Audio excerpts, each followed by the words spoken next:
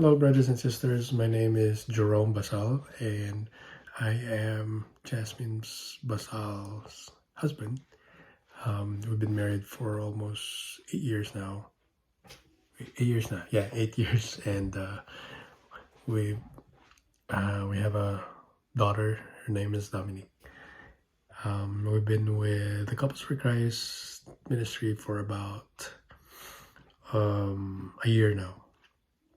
But my personal journey with the community started when I was in freshman high school. My parents were active members of the Couples for Christ, so I was voluntold to join Youth for Christ and attend a youth camp. But little did I know that in that youth camp planted the seed for my journey into serving God and serving others. While I was with Youth for Christ ministry, I served that ministry for about in any other capacity, from arranging chairs and just doing lots of errands and all that. And I'm very, very happy about it. For me, it was very fulfilling. Those were the years when I was serving as a mission volunteer for Youth for Christ and for Singles for Christ. Those are I could say that those are the best years in my life in terms of, it was very, very fulfilled. I met a lot of people. I served in a lot of areas all over the Philippines. I was even blessed to be part of the group that was sent to Scandinavian countries. So Germany, Belgium, Norway, and Finland, to start their youth ministry, or their Youth for Christ ministry. Those were like the best years in my service life, because I not only get to travel, but I also get to meet a lot of people that have the same beliefs. And I was very fulfilled, because I felt that I'm serving the Lord every single day. Then life happened. I came here to the US, worked here, lost touch with the CFC ministry, and just work. For those who know, when you move here in the Philippines, you're like, the pace of life was very, very fast, and you're just working. And so I did. In 2005, I met my wife in another Catholic Christian renewal community, where we also serve. And if I have the heart of service, my wife is, and she's even hardcore. So, and that's why we clicked. We were very active in that ministry, in that their singles ministry, where we led different retreats. And at one point I think we were heading about a lot of youth, a lot of singles, and we were very, very active in that ministry. And me and my wife were like, we're okay with all those times that we may not be able to sleep because we're serving, and that's okay, because we like serving God. And another thing, life happens again, and we got sidetracked. Pretty much we got old for that ministry. So my wife and I were still looking for that outlet where we wanted to serve our time, our talent, and our treasure. Not so much with the talent, because I don't have any talent, but time. Um, and me personally, I'm looking for something that I can do, not only support my family, but also serve others, serve um, my neighbors. Yeah. So 2018, I applied to become a law enforcement officer. By early 2019, I became a police officer. And through God's guidance, and I know that it's through God's guidance, I was able to get through that training, even at their young age of 40. I was able to take on the challenges and able to get through those months of grueling academy months. Then from there, every day I go to work. I'm always challenged by the talk that we just had about loving our neighbors.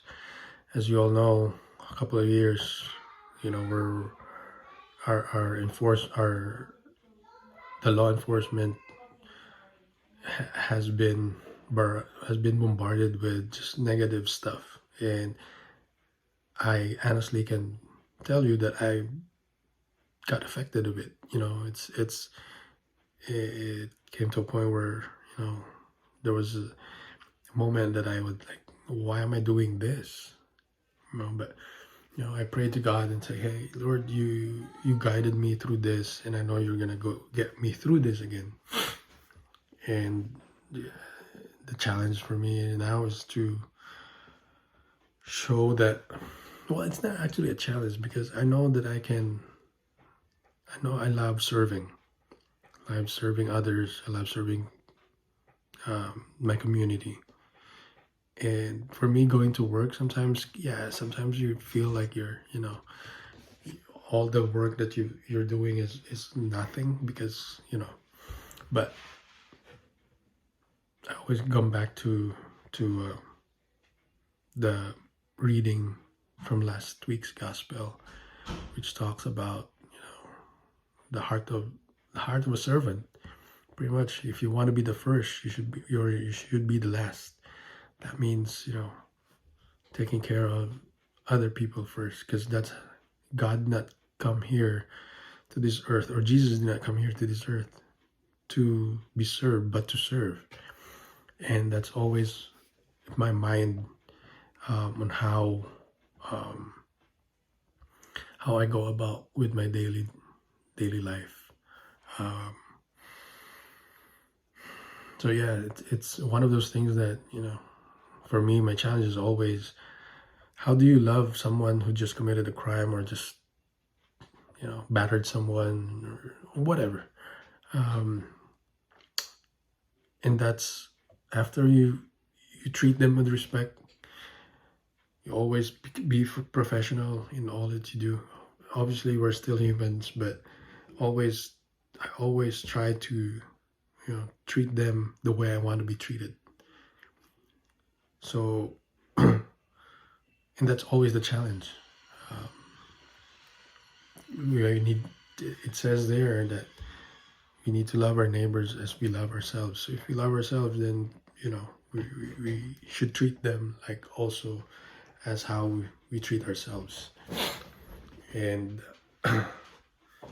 that's the reason also why I chose the profession, the law enforcement profession, because on a daily basis, I am always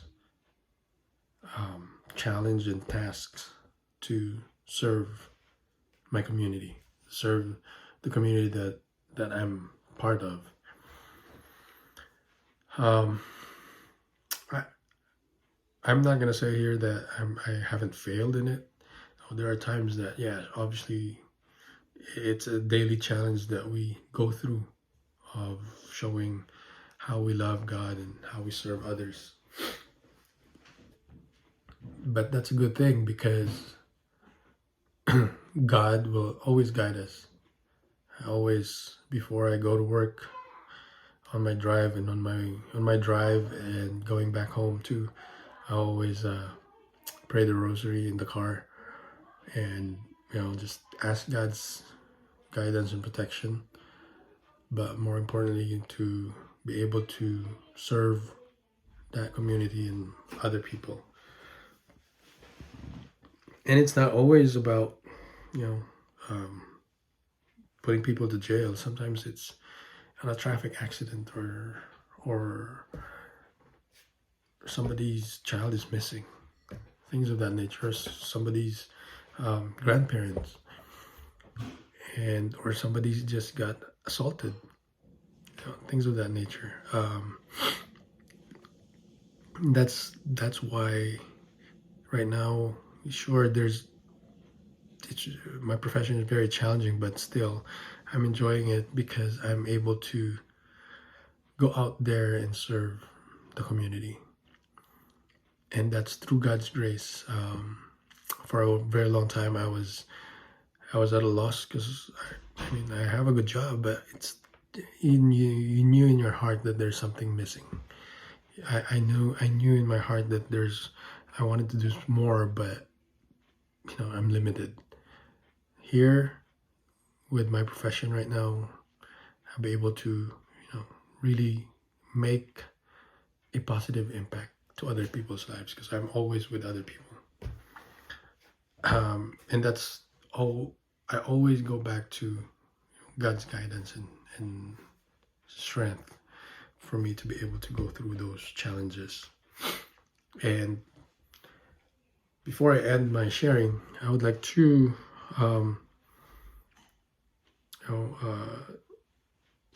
share this quote from one of the greatest presidents of the United States, who is John F. Kennedy. And this was also one of those things that I have in my heart to always, when he said,